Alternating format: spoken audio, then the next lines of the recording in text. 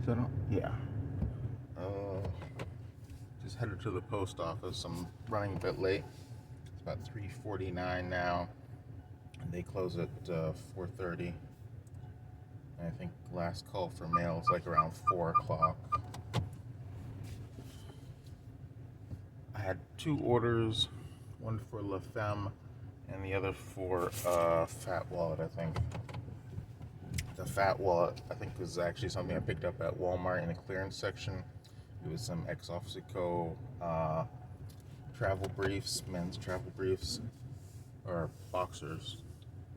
And I think I must have paid like $3 for them, but I'm not sure. When I was putting together my list of items, I got from Walmart, I seem to have missed uh, the briefs, some of the boxer briefs. Oh man, it's bright.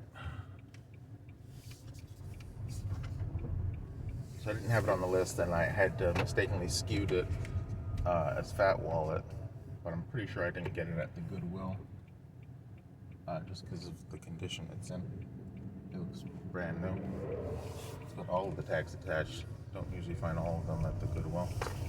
Um, and then the other thing was, I think it was Shade and Shores, some more swim bottoms from the bikini set. So I've got those two going out. I was looking at the changes that went live for the promotions, the general campaign strategy or the priority promotions on eBay. I've been using a general campaign strategy for about a year and a half now on all of my channels. I don't like that they've made these changes and that I'm going to be potentially paying a promotion fee even if someone didn't actually see my promoted listing when they made the purchase. So I have turned off the campaign strategies on Golf and La Femme and also on King Castle.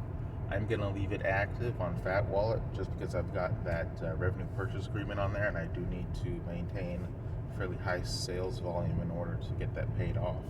But once it is paid off, I'll probably go ahead and turn off the promoted listings there as well.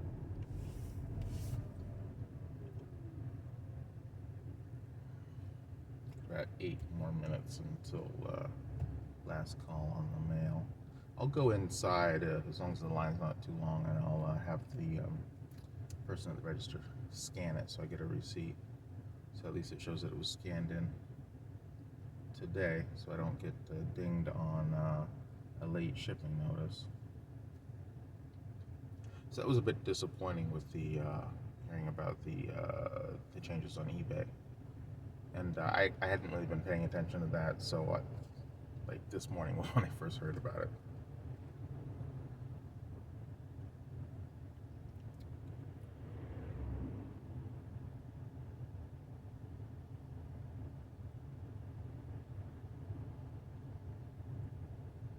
Oh, here we go.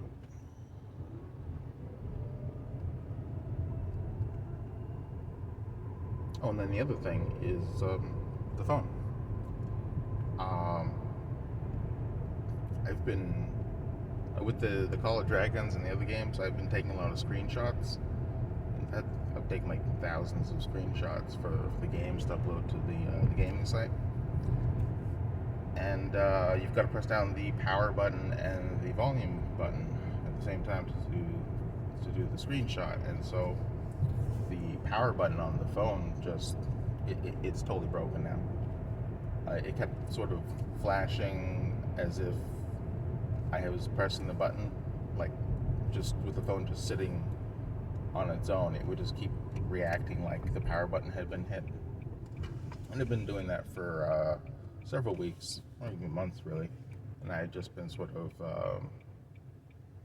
futzing with it, lightly tapping the button, shaking the phone, doing different things to try and get it to stop doing it. But today it kind of came to a head, and so I went ahead and found one of my old phones that was locked to consumer cellular, and I went through the process of unlocking it. And then I moved my SIM card over to the other phone. I got the old phone that I'm not using anymore. I got that in 2021, I think. And then shortly after I got it, um, this phone that I'm on right now arrived in the mail. I was on a family plan with Consumer Cellular, and relative went ahead and ordered 3 new phones for the entire plan as a sort of a surprise gift. But I had just bought the other phone, and so I wanted to get my money's worth out of the other one. So I kept using it, and I put this one that I'm recording on, I put it in the closet, um, and canceled the plan, or at least my line on that plan, so they weren't getting charged extra. But and then I used Tello as my cellular plan, my mobile carrier. I got a real cheap plan with that. But then last year I dropped the phone, shattered the screen. I used the packing tape to kind of keep the glass intact so it wouldn't go everywhere. But then over time it just sort of, things started breaking. And then I dropped it a couple more times. And then just recently I replaced the tape because that was getting really messy. And then yeah, the button just gave out. When I powered down the phone to take the SIM card and the memory card out, that was the last time I was able to, yeah, I was able to turn off the phone, but after that I couldn't get it to turn back on again because the power button was completely broken. And it's got like an internal battery, so I can't pry I tried prying the case off to get at the battery, or to get at the power button to see if I could fix it, but I couldn't get the case off. The whole thing's just sort of solid. That's all right. I was able to transfer my backup over to this phone, so I got everything here that I had on the other one. And this one's newer. The other one was, I bought the other one in 2021, but it was like a 2019 model. I think it was like a Samsung A21S or something. And this one's a Motorola G Plus or something. It was a couple years newer than the other phone, and it's got just better everything. So it's good that I had a replacement around.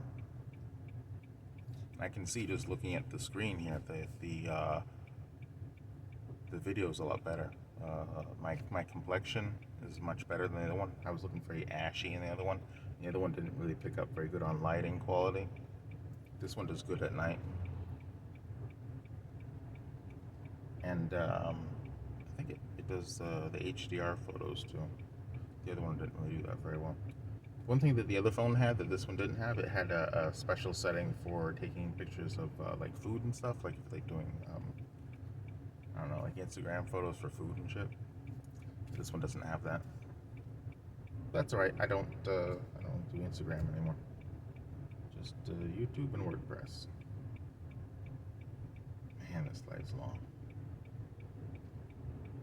2 minutes.